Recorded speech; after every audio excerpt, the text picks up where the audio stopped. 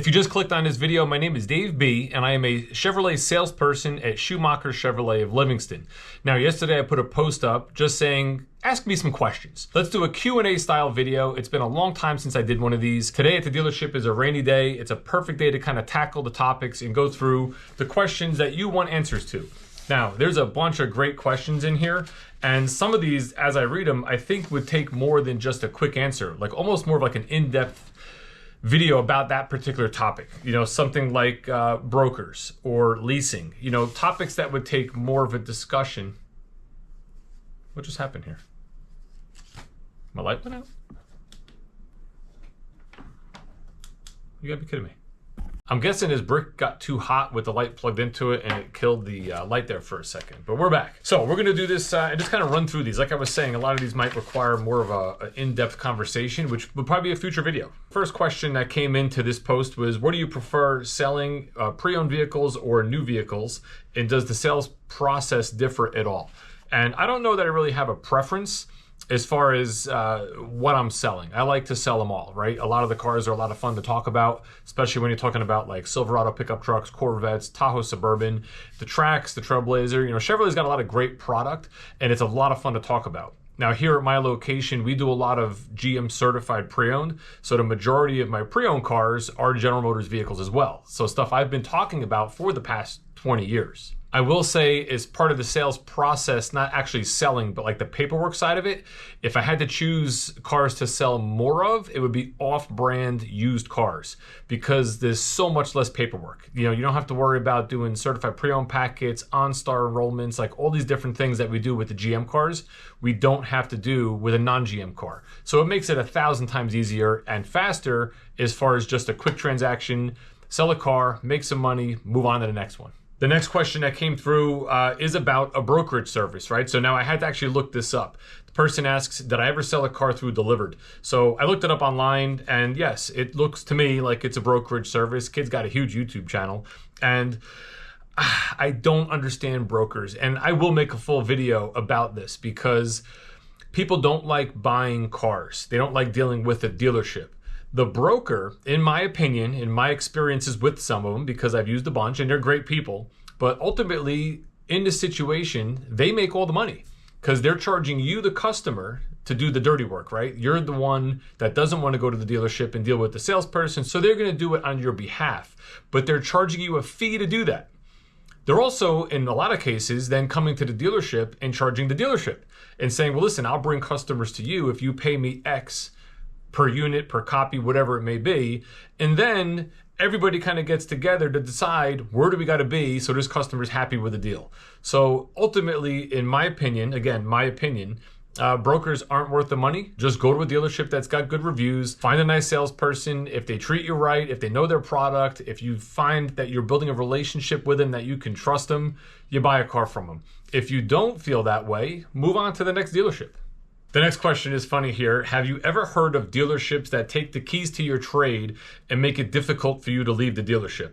It happened to this person in their 20s. And listen, I've been here 20 years, right? So I don't know that that stuff happens all that often now, but have I heard horror stories of what dealerships did back in like the 70s and 80s? I'm talking like throw keys on the roof of the building, you know, lose the keys. And yes, not only to hold the customer there, but to do things out of spite when someone doesn't buy a car. Now that's not right. That should not be done. I've never done anything like that. In fact, part of my sales process is I want to give you the keys back as fast as possible because I feel that shows a sign of trust. It shows a sign that I'm not looking to keep you here. You can leave whenever you want, which actually ultimately I believe puts customers at a level of comfort where they stay longer, right? Because they're not looking for the keys. They're not looking like, where's my trade keys? He wants to keep me here. Why is he trying to keep me here?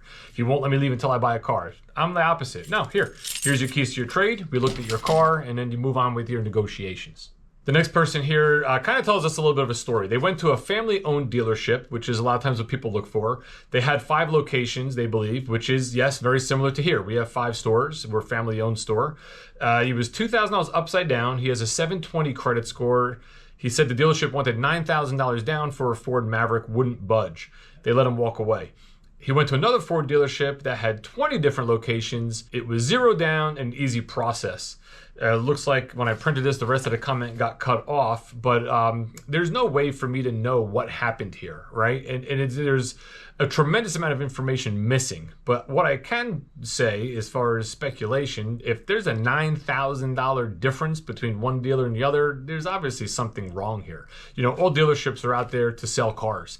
You know, if they could do a deal with no money down, I wouldn't imagine they would let you walk. So, you know, ultimately, I don't know the experience that happened here. Really can't talk on it, but boy, would I love to be a fly on the wall. Next question says, are dealers taking money off MSRP, not including rebates or special promotions? Meaning, like, is the dealership themselves taking money off the cars before any manufacturer incentives? And yes, we negotiate cars all the time. And even when the rare anomaly happened during COVID and the microchip shortage, where inventory completely dried up like no one has ever really seen before in the auto industry, and the auto industry is a supply and demand industry, so when the supply is down and the demand is high, the prices will go up. Right now, we're in more of a situation where the demand has been lower and the supply is there, so it switches back and forth. This is what the car business is and has always been. We'll see if it ever moves on to something beyond this in the future. But yes, dealerships are taking money off MSRP. They're discounting cars here. We are, you know, we're working kind of business as usual. Again, that time during COVID, that 2 to 3 year period of time, that was something that was not normal at all. And ultimately, I can't foresee that sort of thing happening again. I mean, if it does in the market we're in now, where rates are and everything, it would just be a complete disaster. And maybe at that point, the car market would actually be over, like we've been seeing for the last 6 years. The next question, when do you think the all-new Silverado will be announced, and do you think they'll have the same engine options, or will they drop to 6.2 with a 2.7? This is a question I can't answer. I don't know. The best spot to go would be like GM's media page, where you can actually see the press releases and what they let out to the public. A lot of the other stuff is speculation these days. You know, now with AI, you see so many things out there that are basically just fabricated ideas of what things could be. And people don't look at the actual post, they just look at the picture, and it'll say like 2027 Silverado interior. And then when you scroll down, it'll say this is an AI image for entertainment purposes only. You know, so until Chevrolet actually releases something, I don't believe anything. Next question here is kind of asking me to explain a pay system or our pay plan on a $90,000 Suburban versus a new small SUV. Let's say, for example, like a $23,000 Chevy Trax. Now, I'm not going to get into pay plans and structures like that. However, what I can say is the commissions you're earning as a salesperson, pretty much on anything, is not on the price of the car, it's on the profit of the car. So if you sold both cars, let's say at MSRP, yes, a $90,000 Suburban has more markup than a $23,000 Chevy Trax. So you will make more on that particular car if you were comparing MSRP to MSRP. Once you start discounting cars and selling things at a more aggressive price, it eats into that commissionable amount, which really drops commissions to what we call a mini, right? So that's, at some stores, like a $100 mini is $100 is the minimum you'll make on a car, no matter what the car is sold for. And then you got to hope that the dealership has good bonus plans and things like that, so you can work more of the volume game, because that's what this business was for so long, until the days of the chip shortage when supply dried up. You know, this is a unit-based business for a lot of stores where you just focused on cranking out as many sales as you could, and that's how you made a great living. Next person wants to know if I'm buying the new Bolt. That's right, the Bolt EV is returning. We already have, I think, 4 of them in the factory, slated to be built in the early weeks of January. So I'm thinking we'll see these sometime around February or March. We'll start to see them, hopefully. It looks similar to what the Bolt was. The interior looks like it'll have a refresh, but ultimately sizing and that sort of things looks like it'd be pretty much the same. Should be faster charging, should have maybe a little bit more range. I'm not really sure yet because I haven't looked it up. But that car here was very, very popular, so we're looking forward to having more of them, and we already have customers asking about them and wanting to get on lists and things like that. So it is a very, very popular electric car for us. As far as me buying one, I have no intentions of buying anything. We know I have the C8 Corvette, that car I bought. The Equinox EV that I drive, which is my daily car, I leased. And that lease is not up until January of 28. 28? Yeah, I'm 1 year into it. So January of 28. So I still have 2 full years with that car. No plans on getting rid of it. Absolutely love it. It's been serving me great. Next person asks, what day of the week is preferred for test drives? It looks like they like to drive a variety of vehicles, a variety of brands as they narrow their decision to what they may want to buy. But he doesn't want sales teams to miss out on buyers while he's there researching. And listen, that stuff, you can't worry about that, right? We're salespeople. We're here. We understand that we're going to spend time with customers that are researching. We want you in front of us. So just you coming to the dealership, we're excited. We're excited to have someone to talk to, someone in front of us, someone that possibly buys a car from us. Now, what you can do, which I would highly recommend, is set appointments. If you set an appointment with the salesperson, if you're looking to deal with a specific salesperson, that helps us out a lot, right? So for instance, I have 2 customers coming in on Thursday. I set one up for 2 o'clock. The other one's probably going to be around 12 noon. I don't know yet. But the benefit of that to me is if you want to personally deal with me, I can give you that undivided attention and we're not going to get sidetracked by other things. And we can line up our day to be more efficient. And at this point, you're not taking me from other buyers because I'm here to help you. And then I have somebody else coming in later. If you're going to a store that has a ton of salespeople, you don't care who you're dealing with. At that point, it doesn't really matter. Just go in, get the information you want. Either you'd buy a car at that point or you don't. And what I always recommend is go back to the salesperson and the vehicle that you like the most. I'll give you another example. Last month, I had a horrible November, by the way. It was one of the worst months. I've seen a lot on social media that it seems like November was a very slow month for the car business overall. We felt it here too. It was very, very slow, and I just couldn't get deals closed. And one of the things I noticed last month, which I thought was kind of odd, was I had 4 customers looking at Corvettes, which was a lot for me here in New Jersey in the month of November. And one of those customers came in, and I spent probably 2.5 hours with him on a Saturday morning. Went over the E-Ray, the Z06, the regular Stingray. We test drove the car. I drove his wife in the car because she didn't really want to drive it, but she wanted to experience the car. Went through everything, and ultimately they decided to go with a different brand. They were looking at Porsche. They were also looking at Ford Mustangs. And he ultimately went with a BMW M4 convertible. Now, when they came in, I knew they were looking at multiple different brands. This guy was turning 60 years old. He's buying himself a gift. And this is something he was going to put a lot of thought into and what he really wanted. So the best thing I can do is just represent the Corvette and the Chevrolet brand and Schumacher Chevrolet the dealership and myself as a salesperson as best as possible. And you're not going to do that if you don't put 100% effort into that experience for the customer and into that situation, not worried about if you're actually going to sell a car. And ultimately, he didn't buy a car from me, right? So I spent 2.5 hours, and some salespeople might say, well, that was a waste. I don't look at it that way. I look at it like I did 2.5 hours of Q&A on a Corvette with a customer. So I got to understand what questions people ask. I got to refresh myself on parts of the car and things of the car that maybe I don't talk about all the time. So, every experience you have is a learning experience, and you can pull something positive out of it, whether you make any money on it or not, in a sense. Next person asks, which vehicle sale makes more money for the salesperson, a new car or a pre-owned? Historically, pre-owned cars will make you more money. New cars are probably a lot more aggressive when you have a competitive marketplace because you're buying from a dealership and you're not buying direct from manufacturer. You have different owners who own the same brand who are competing against each other. Well, that really reduces profit margins a lot for dealerships as long as they're being competitive. And dealership salespeople will make less on that car. But then you got to look at how else you get paid from the dealership. Do you get paid on back-end products that are sold? Do you get paid bonuses? Does the new car manufacturer have a bonus plan for you? So it really just depends on the particular vehicle right there in front of you that you're selling. Now, one of the things I do as a salesperson, which people may not believe me or agree with me, I don't even care what I'm making on a car. I just want to sell the car. And I've been doing that for 20 years. So if you want to buy car A as a salesperson, I might be able to steer you over to car B and make a little bit more money, even though you want car A more. I'm not that guy. I'm going to guide you the way you want to be guided and get you to that car that you want based on what you want, not based on what I want to make. And in my career, I've been successful doing that, and I've had a tremendous amount of repeat business.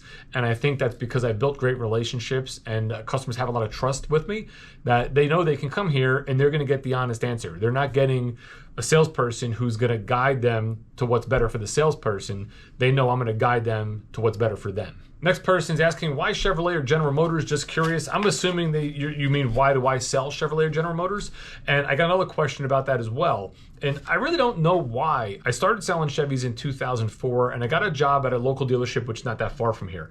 Now, when I was thinking about getting into auto sales, I was driving around to what was the Warnock Automotive Organization because my sister had bought a Pathfinder from one of their dealerships, and it was a great experience. So I said, well, that's a family-run spot. They advertise all the time. They got a lot of different brands. And when I drove by at one point, the Chevrolet store had a help wanted sign in the window. So I think it was literally just that help wanted sign that got me in the door. Now, I did want to sell an American car brand, so Chevrolet made sense.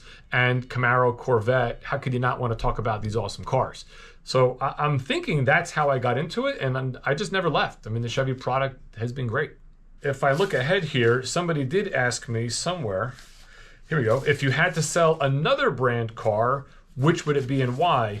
And I always said Jeep. I would love to sell Jeeps because of the Wrangler. I had a Wrangler. It was an awesome community. It was a great product to kind of build up and make your own. And then when you go off-roading, it was just a fun experience. My sister has one now. She absolutely loves it.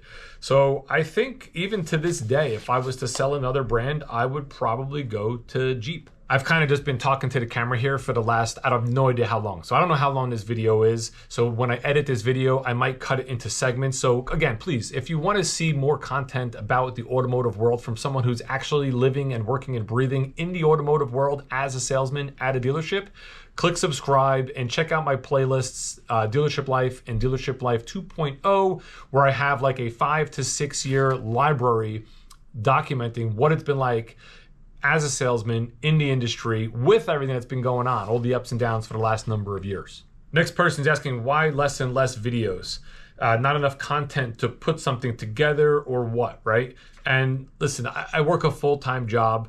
You have a life. It's not easy making videos. You know, I used to feel the same way. You're like, I would watch YouTubers I would watch, and then you're clicking and they don't put something up, and you're like, come on, man, put a video up, put something up. I want to see what you're up to. And I really, really, really, truly appreciate all those who follow my channel, watch my channel, and subscribe to the channel and want to see my content. And it's like, I know I'm very inconsistent, but it's just, I'm trying to fit this into real life and everything else. I would love to just do this full time. I'm just not there yet. But I got some crypto stuff in the works. And if that takes off and I can not sell cars and I can live off some crypto income, full-time YouTube, that's the goal. Next person's asking, what's the coolest car I've ever sold or gotten on trade? I've had that question numerous times before, you know, over the years in my comment section. And I don't really know. Nothing really stands out as far as the best trade or anything I got in, but I'm going to share a story of a trade experience that was really, really cool. I just told this story to somebody yesterday. I'm just going to tell it now. So I had a customer that was buying a Tahoe from me a number of years ago, and he had a Ford Expedition trade-in. So at the end of the process, you're moving your stuff from the trade to the new car, and he's going through everything. And the guy like lived in his car. It was a work-related vehicle. He did a lot of, I guess, promotional work, golf outings, all sorts of stuff like that. So he had so much stuff in the car that when he took everything out, and he said he was done taking everything out, there was still a ton of stuff in the car. Now, nothing of real value, a lot of papers and a lot of just things that were ultimately to him trash. So he was like, listen, can I leave this stuff in the truck? Like if it's just garbage, or do I gotta clean all this out? I told him, don't even worry about it. I'll go in the back, we'll throw everything in the bag, we'll put it in the dumpster, as long as you know it's all trash. And he's like, yeah, it's junk, don't even worry about it. So we go over the new car, we shake hands, I thank him for his business, he drives out. I bring this Ford Expedition in the back, I grab a garbage bag, I'm throwing everything in it. And in the driver's side door pocket, you know, the one that's at the bottom of the door panel, there was like a stack of just papers and envelopes and all this stuff. So I pick it up and I'm looking at it, I'm like, there's gotta be something of value here. I should probably shred this stuff rather than just drop it in a bag. You know, just trying to do the right thing. So I'm going through it and I find a bunch of gift cards. And the gift cards were for a store called West Marine. And I'm looking at it and it was like 1 card, 2 cards, 3 cards. I'm like, what am I gonna do with this? So I bring these gift cards inside and I go online and I type in the numbers and I realize these things have value on them. It was something like $400 worth of value on these gift cards. So then I go on West Marine's website and I'm like, oh dude, there's a whole bunch of stuff on this site. Like this guy probably needs these gift cards back. I'm not just taking them. I wouldn't feel right about it. Bad karma. Let me give the guy a call. So I call the guy up. I'm like, listen, I was going through everything in the truck. I'm throwing everything out, but I did find like a couple $100 worth of gift cards in the driver's side door panel. You know, I'll mail them to you. I just want to let you know they're going to be on the way. And the guy was on the phone. He's like, really? He's like, dude, you literally called me to tell me that. And I was like, well, yeah, man, I'm not going to, I'll get them to you. I'll just mail them out to you. Keep them. The guy told me to keep them. I was like, you serious? He's like, yeah, dude, just keep them, enjoy, whatever's there, it's yours. So I was so stoked, dude. I went on West Marine's website. I bought a pair of Oakleys. I forget what else I bought. I bought like a bunch of stuff, but it was like $400 worth of stuff left in a trade-in. And not only did I do the right thing, which was great, because if I had just kept it and bought the stuff, and bought stuff with the cards, obviously it'd be on your mind. You know, you try to be a good person, you'd realize like, should I have done that? In this case, you did the right thing, you got the reward, great experience. Ladies and gents, if you enjoyed this content, put more questions down below. We'll keep making videos like this. Subscribe to the channel, and we'll see you in the next one.